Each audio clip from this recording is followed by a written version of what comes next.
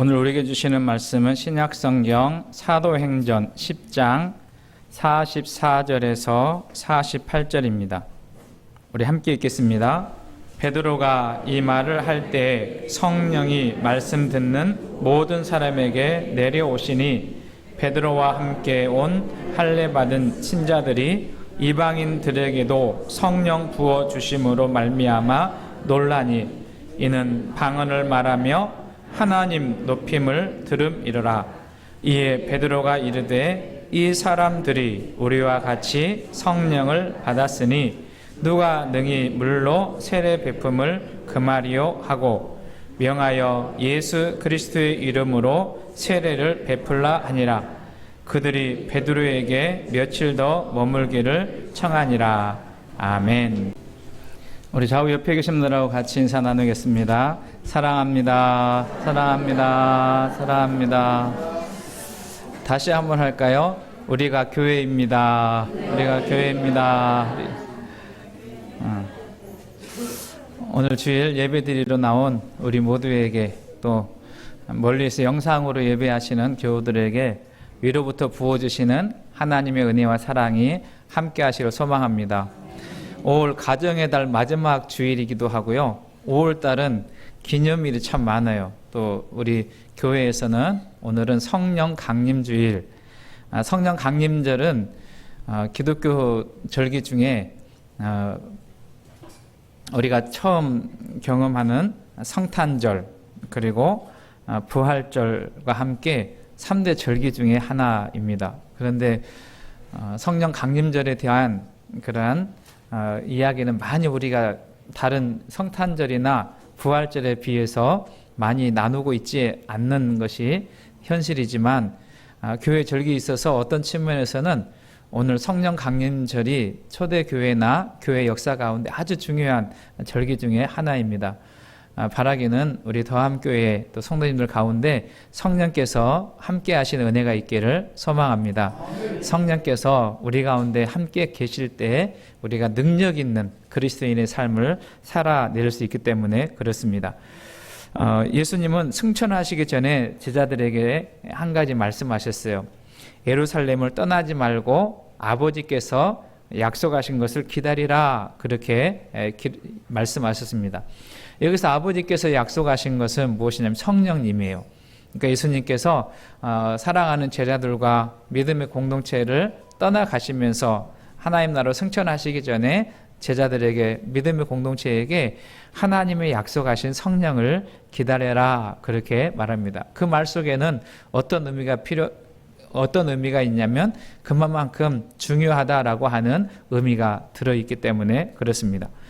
우리가 성경을 많이 읽으신 분들 아시겠지만 사도행전 2장 이하에는 성령께서 오순절날 다락방에 임한 사건을 기록하고 있는 것을 우리가 보게 됩니다. 제자들과 120명의 성도들이 함께 모여서 기도할 때 바람같이 불같이 각 사람들 위에 임했다라고 말합니다. 그 성령께서 임하게 될 때 사람들이 다락방을 뛰어넘어서 다락방을 뛰쳐나와서 사람들에게 복음을 전하고 예수 그리스도가 부활했다라고 하는 사실을 증거하게 될 때 3,000명, 5,000명 또 허다한 무리가 교회로 들어오고 예수를 믿게 되는 그러한 역사가 있게 되었죠. 그래서 성경학자들은 이 날을 어떻게 표현하냐면 교회의 생일이다, 이렇게 말해요. 그러니까 성령께서 강림하신 다음에 복음을 전하고 나아가 하나님 나라 예수 그리스도의 부활을 증거하게 될 때 교회가 생겨났다라고 학자들은 이야기하는 것입니다. 그만큼 성령께서 오시는 일이 중요하기 때문에 그렇습니다. 성령께서 임하실 때 저들이 이제 예수 그리스도의 증인 될 뿐만 아니라 성도들이 서로 모이고 함께 모여서 떡을 떼고 그리고 사랑의 교제를 나누고 서로의 필요를 채워주고 그리고 이웃에게 선한 영향력을 끼치게 되니 교회에 소문이 나게 되고 믿는 자를 더해지게 되는 그러한 역사가 있게 되었습니다. 그런 측면에서 성령께서 우리 가운데 임하신다라고 하는, 특별히 우리 더함교회가 이번 달 지나면 6월 달은 두 번째 생일이 돼요. 그래서 우리 교회 공동체 안에 성령께서 임하시고 역사하심으로 초대교회 같은 하나님의 놀라운 역사들이 우리 가운데 보여지는, 그리고 증거되는 역사가 있기를 주의 이름으로 축원합니다. 우리 교단의 그 창립자이신 최태현 목사님은 성령을 경험하는 삶이 어떤 것인가에 대해서 이렇게 말했습니다. 영과 진리라고 하는 잡지를 통해서 성령을 경험하는 삶에 대한 표현을 이렇게 하는데요. 보일지 모르겠어요. 제가 한번 읽어드릴게요. 잘 들어보십시오. 기독교의 경험은 성령 경험이다. 그것은 성령 강림에 의해 이루어지는 인간의 성령 세계에 대한 인식이다. 신앙을 얻는 일도, 진리를 깨닫는 일도, 죄 사함을 받는 일도, 그리스도 안에 있는 일도, 육을 부정하는 일도, 형제를 사랑하는 일도, 그리고 그 밖의 모든 기독교 경험들도 모두 성령의 경험이다. 무슨 말이냐면 성령께서 우리 가운데 오실 때 우리가 어떤 일을 하게 되냐면 죄를 깨닫게 되고 진리를 알게 되고 예수를 믿게 되고 또 우리의 욕심, 육을 부정하는 그런 삶을 살게 되고 형제를 사랑하는 일도 무엇이 우리 가운데 성령께서 오시면 이 일이 가능하다라고 하는 것을 이야기하는 것이죠. 그래서 성령의 분위기에 씌워질 때에만 우리는 기독교적 이해와 행동을 할 수 있기 때문이다. 그렇게 말합니다. 저는 우리 믿음의 선배이신 목사님께서 그래 성령 경험의 삶을 이렇게 표현한 것처럼 우리 한 분 한 분이 이 땅을 살아가면서 성령님을 경험하는 자의 삶을 살고 그 성령께서 우리 가운데 내주하시고 함께 하심으로 우리의 말과 우리의 행동과 우리의 삶이 선한 영향력을 끼치는 성령의 열매가 맺혀지는 은혜가 있기를 소망합니다. 사도행전을 읽어보면 사도행전의 스토리가 어떻게 되냐면 기도하고 성령의 역사가 임하고, 그러니까 기도회 사건과 성령의 사건이 연속적으로 반복되는 것을 우리가 보게 됩니다.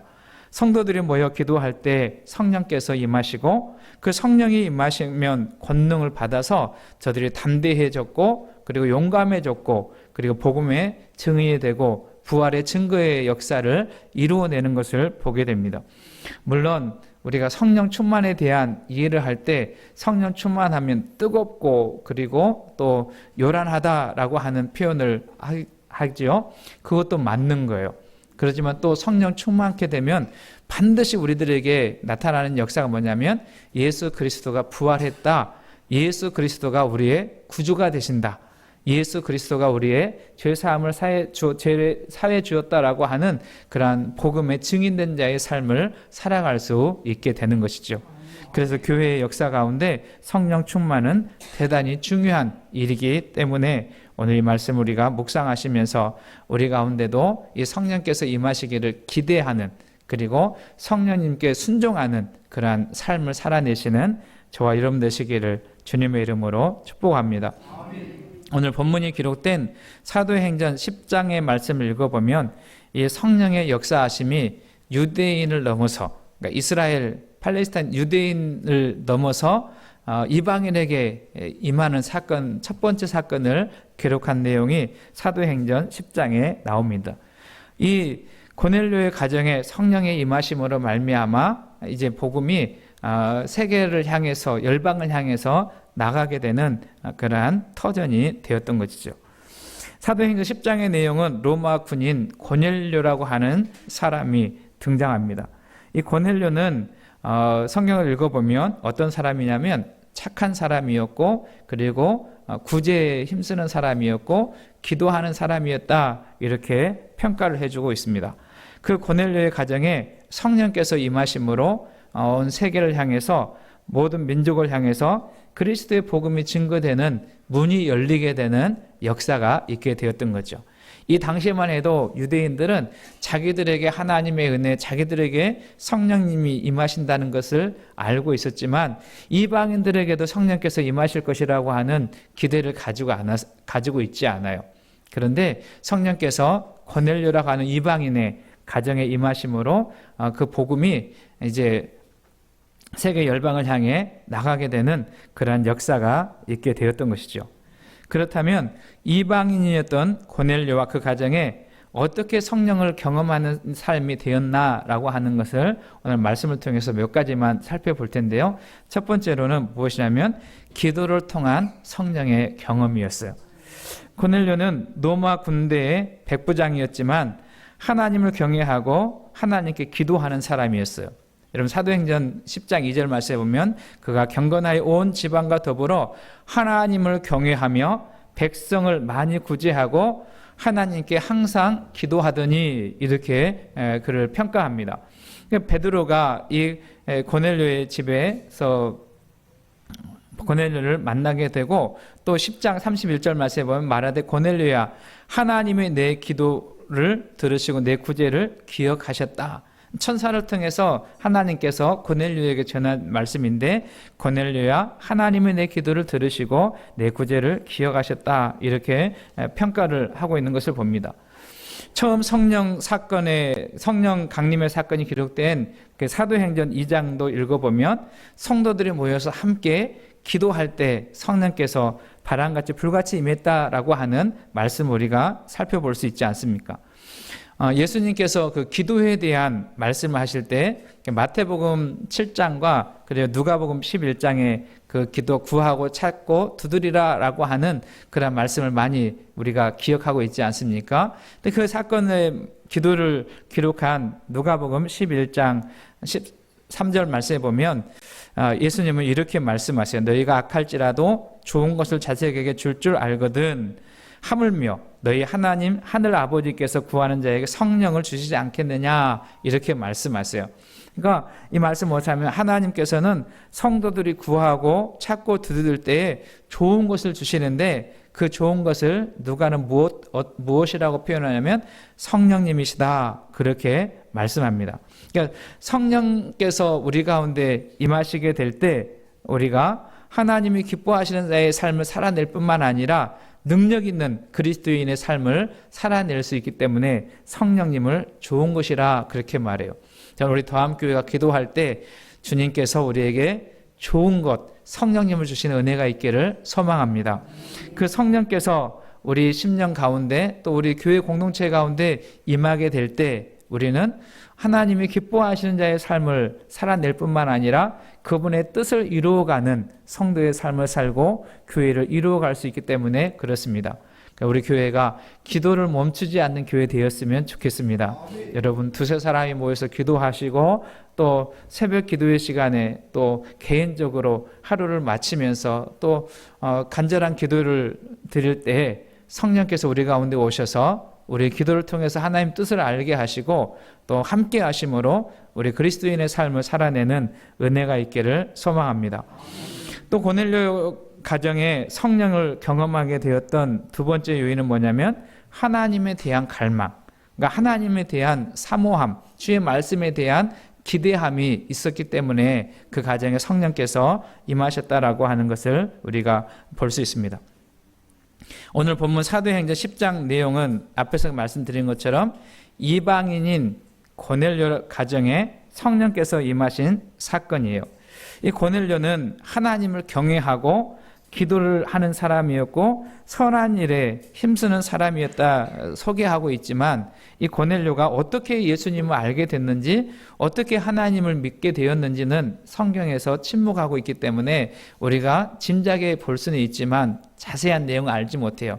그럼에도 불구하고 그는 사실 이 당시는 로마가 통치하는 나라였고 그리고 유대는 로마의 속국이었어요. 그러니까 통치하는 사람이 자기들이 믿는 종교, 자기들이 믿는 신을 전파하는 일이 쉽겠어요? 아니면 지배를 당하는 사람들이 믿는 신을 전파하는 일이 쉽겠어요? 생각해 보면 통치하는 나라의 그 신을 섬기고 경배하는 일이 더 쉬운 일일 수 있습니다. 그럼에도 불구하고 이 고넬료는 하나님에 대한 이해가 있었고 하나님을 믿고 기도하는 그런 삶을 살았다라고 하는 것이 신비롭죠. 그런데 그는 로마의 장교임에도 불구하고 어느 날 기도하는데 성령께서 오셨어요. 천사를 통해서 말씀하시는 내용이 무엇이냐면 30절, 31절 말씀에 보면 고넬료에게 요바에 있는 베드로를 청해라라고 하는 그런 말을 합니다. 그러면서 그 요바에 있는 베드로를 청해서 그에게 하나님의 말씀을 들으라라고 하는 지시를 하게 되는 것을 보게 돼요. 그런데 이 고넬료는 그 음성을 지나쳐 버리지 않고 자기는 지금 가이사랴 땅에 있지만 요바라고 하는 지역에 있는 베드로를 초청해서 그에게 하나님의 말씀을 들으려고 합니다. 그런데 놀라운 것은 무엇이냐면 그 고넬료의 집에는 고넬료 혼자만 있는 것이 아니라 고넬료의 가족과 그리고 친척들과 이웃들을 모아놓고 하나님의 말씀을 기다리고 있는 것을 베드로가 보게 돼요. 그래서 베드로가 깜짝 놀랐죠. 어떻게 이방인 집에서 이렇게 하나님의 말씀을 기다리고 갈망하고 있는가라고 하는 것. 여러분, 오늘 우리들에게 회복돼야 될 것 중에 하나는 뭐냐면 하나님의 말씀에 대한 기대, 하나님의 말씀에 대한 갈망입니다. 여러분, 한번 이렇게 가슴에 손을 생각해 보세요. 나는 얼마나 하나님 말씀을 기대하고 있나? 나는 얼마나 하나님 말씀을 갈망하고 있나라고 하는 것입니다. 여러분, 우리가 하나님 말씀을 기대하고 기다리는 만큼 하나님의 말씀이 우리 가운데 임하는 줄로 믿습니다. 우리가 하나님의 말씀을 기다리고 사모할 때 그 말씀이 우리 가운데 들려지게 되고 그 말씀이 우리 마음을 두드리게 되고 그 말씀이 역사하는 그러한 일들이 있게 되는 거예요. 여러분, 고넬료를 보십시오. 사도행전 10장 33절 말씀에 보면 이렇게 이야기합니다. 주께서 당신에게 명하신 모든 것을 듣고자 하여 다 하나님 앞에 있나이다. 이렇게 말해요. 그러니까 이 말은 무엇이냐면 고넬료가 베드로를 초청해 놓고 하는 말이에요. 베드로에게 당신에게 명하신 모든 것을 듣고자 합니다. 당신에게 주신 하나님의 말씀을 우리가 다 듣고자 합니다. 그러면서 한마디 더 하는데 뭐라고 표현하냐면 다 누구 앞에 있다고요? 하나님 앞에 있다. 실제적으로는 베드로 앞에 있지만 지금 이 사람들의 마음은 어떤 마음이냐면 베드로를 통해서 전해주실 그 하나님에 대한 말씀에 대한 기대, 하나님의 말씀에 대한 갈망함을 가지고 하나님 앞에 있습니다. 그렇게 고백해요.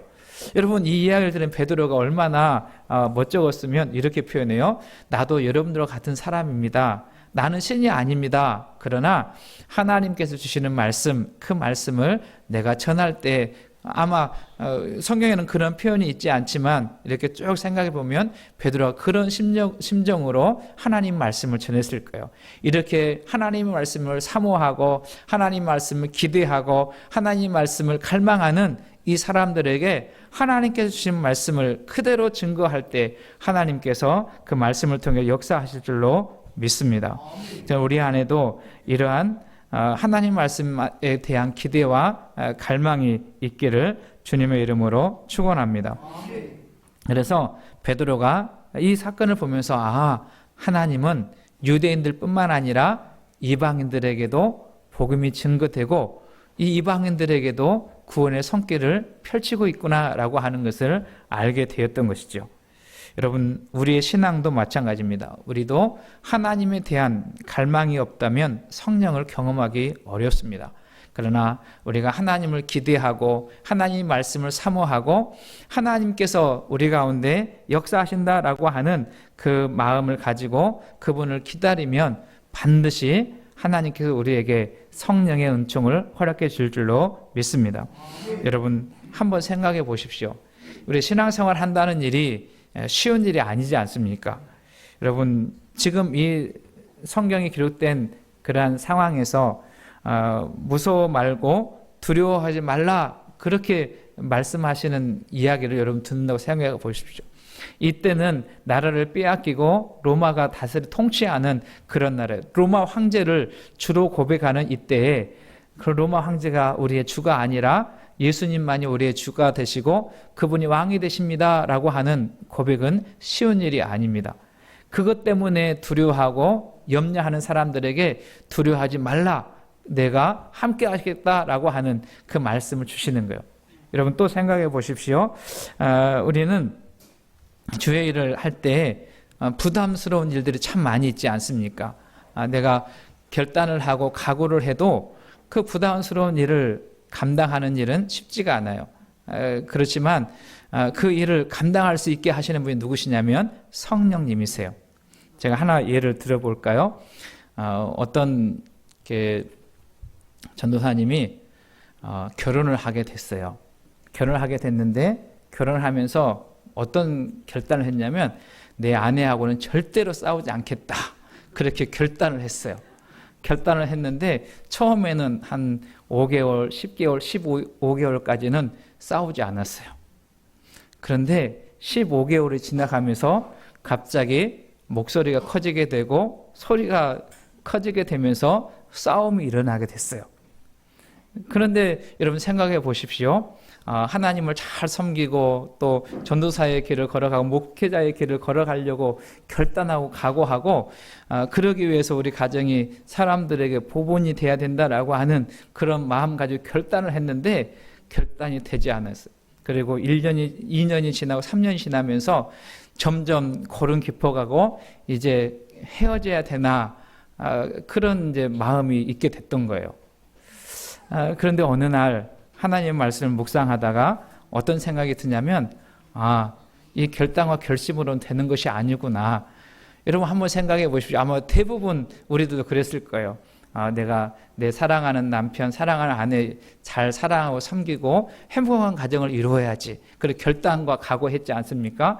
다시 이것을 우리 신앙생활로 가져와 보면 우리 신앙생활 시작하면서 내가 받은 은혜, 예수님 믿은 그 크신 사랑과 그 크신 은총을 기억하고 잊어버리지 않고 더 열심히 헌신하고 충성하고 주의 일을 위해서 최선을 다해야겠다. 그렇게 결단하고 결심하지만 금방 그것이 무너지는 경우가 있게 돼요. 그래서 여러분 생각해 보십시오.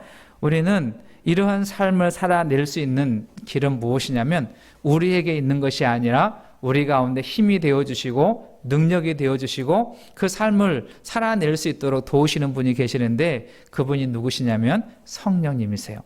저는 우리 교회 공동체 안에 우리 성도님들 마음 가운데 성령께서 함께 하시기를 주님의 이름으로 축원합니다. 여러분 원수를 사랑하는 일도 내가 결단한다고 해서 되는 일이 아니에요.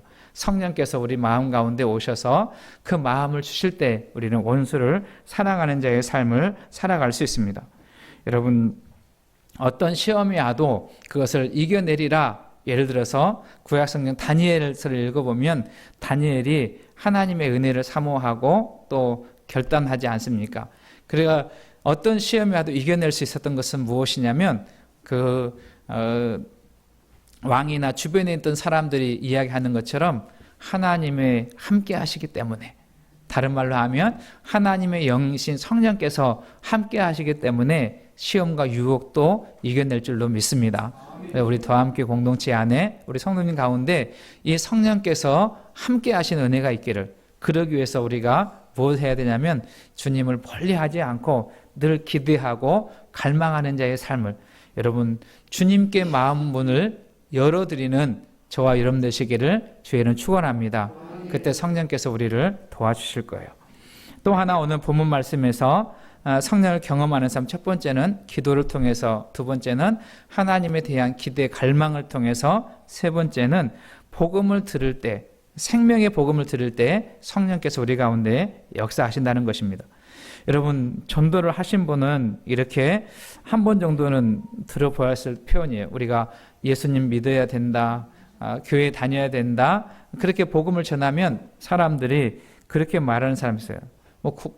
굳이 교회를 다녀야 할 필요가 있냐, 착하게 살면 되지, 아마 이런 표현을 들어보셨을 줄로 압니다. 여러분 그럴 때 우리가 생각할 수 있는 건 뭐냐면 반드시 예수님을 믿어야 되는 이유를 우리 고넬료를 통해서 발견할 수 있는데, 이 고넬료는 정말 착한 사람이었어요. 그는 지배하는 민족의, 지배하는 나라의 군인이었고, 그리고 억압받는 그런 사람들에게 뭘 했던 사람이냐면 착했고 그들을 도와주었고 그들을 구제하는 그런 삶을 살았던 사람. 그러니까 세상적으로 보면 정말 착하게 살았던 사람이 누구냐면 고넬료이지 않습니까? 그런데 이 고넬료에게 한 가지 부족한 것이 있었다는 거예요. 고넬료의 집에서 베드로가 선포한 말씀은 어떤 말씀이냐면 죄 사함에 관한 말씀이었어요. 그 말은 그렇게 기도하고 또 착한 마음을 가지고 살고 선한 일을 한다고 해서 하지 말라고 하는 거 아니에요. 우리 기독교인은 누구보다도 더 착한 일을 해야 되고 선한 말을 해야, 선한 삶을 살아야 되는 거예요. 그런데 반드시 필요한 것이 있는데 무엇이냐면 죄속함의 은혜가 우리 가운데 있어야 된다라는 것입니다. 여러분 성경 말씀 한 구절 읽어보겠습니다. 사도행전 10장 43절 말씀 같이 읽습니다. 시작. 그에 대하여 모든 선지자도 증언하되 그를 믿는 사람들이 다 그의 이름을 힘입어 죄사함을 받는다 하였느니라. 무슨 이야기예요? 그 이름을 힘입어서 죄사함을 받는다 이렇게 말씀합니다. 그러니까 우리를 대신해서 우리의 죄를 십자가에 짊어지시고 십자가에서 흘리신 피와 그 물로 인해서 우리 제사함의 은총을 허락해 주신 예수 그리스도의 은혜, 그 십자가의 사랑을 믿을 때 우리 가운데 성령께서 역사하시고 임하시고 우리를 도와주실 뿐만 아니라 그분께서 우리에게 이러한 고백을 할 수 있는 은혜를 허락해 주신다라는 것입니다. 여러분 44절 말씀도 이렇게 기록해요. 베드로가 이 말을 할 때에 성령이 말씀 듣는 모든 사람에게 내려오시니. 그러니까 이 말씀이 어떤 말씀이냐면 예수 그리스도의 구속의 은혜, 십자가의 사랑을 이야기할 때 그 죄사함의 은총을 허락해 주시는 그 영광의 자리에 주님께서 은총을 말씀해 주고 있는 것을 우리가 보게 됩니다. 그만큼 죄사함이 중요한 의미를 가지고 있다라고 하는 것을 우리가 말씀을 통해서 볼 수 있게 되는 거예요. 고넬료의 초청을 받은 베드로가 와서 십자가의 복음, 예수 그리스도의 은혜가 어떤 것인지, 그분이 왜 오셨는지, 왜 우리가 그분을 믿어야 하는지에 대한 이야기를, 생명의 말씀을 전하게 될 때 고넬료가 믿게 되고 그 가정 가운데 성령이 임하시게 되었다라고 말씀합니다. 저는 우리 가정 가운데도 이런 은혜가 있기를 주님의 이름으로 축원합니다. 말씀을 정리합니다. 오늘은 5월의 마지막 주일뿐만 아니라 교회 절기 중에 가장 중요한 절기 중에 하나인 성령 강림 주일입니다. 저는 우리 시대에 가장 필요한 것, 그 중에 하나 꼭 있어야 될 것은 뭐냐면 성령께서 우리와 함께 하시는 삶, 성령을 경험하는 삶이 우리 가운데 있을 때 우리는 거룩하고 순결하고 세상 가운데 구별된 자의 삶을 살고 선한 영향력을 끼치는, 그래서 복음을 증거하는 축복의 통로의 삶을 살아갈 수 있게 되는 것이죠. 저는 우리 교회 가운데 바람같이 불같이 임하셨던 성령께서 함께 하시기를 소망합니다. 우리가 기도할 때 성령께서, 우리가 하나님에 대해서 기대할 때 성령께서 임하시고, 또 우리 제사함을 고백하는 그 은총 가운데 성령께서 오셔서 우리 가운데 우리를 도와주시고 일으켜 세워주시고 또 구원받은 자의 삶을 살아내게 하시는 은총이 있는 줄로 믿으면서 우리 안에 성령 충만을 사모하는 은혜가 있기를 소망합니다. 오늘 설교 서론을 최태용 목사님이 성령을 경험하는 삶에 대해서 말씀을 시작했습니다. 그는 성령 경험하는 삶에 대해서 마지막에 이렇게 고백하고 있는데 우리 같이 한번 읽어보면 말씀을 정리합니다. 같이 읽겠습니다. 시작. 암흑에 갇혀 답답함을 느끼는 우리에게 성령께서 임하시면 다른 세계가 열리며 기도가 터지고 진리가 깨달아지며 권능이 생기고 생명이 충만하게 됩니다. 아멘. 여러분, 답답하고 갑갑하고 앞이 보이지 않을 때 성령께서 우리 가운데 오시면 우리 다른 세계가 열리는, 그래서 기쁨의 세계가 열리고 감사의 세계가 열리고 우리의 기도가 드려지게 되고 진리가 깨달아지고 능력 있는 삶을 살아 두렵고 걱정과 염려 있는 그런 자리에 머물러 있는 것이 아니라 그런 세상을 향해서 힘있게 나아갈 수 있는 능력을 성령으로부터 덧입게 됩니다. 여러분, 우리 한 분 한 분이 그 성령님과 동행하시기 바라고, 특별히 우리 더함교회가 성령님과 동행함으로 세상 가운데 빛된 교회, 영광스러운 교회, 생명의 복음을 전하는 교회가 될 수 있기를 주님의 이름으로 축원합니다.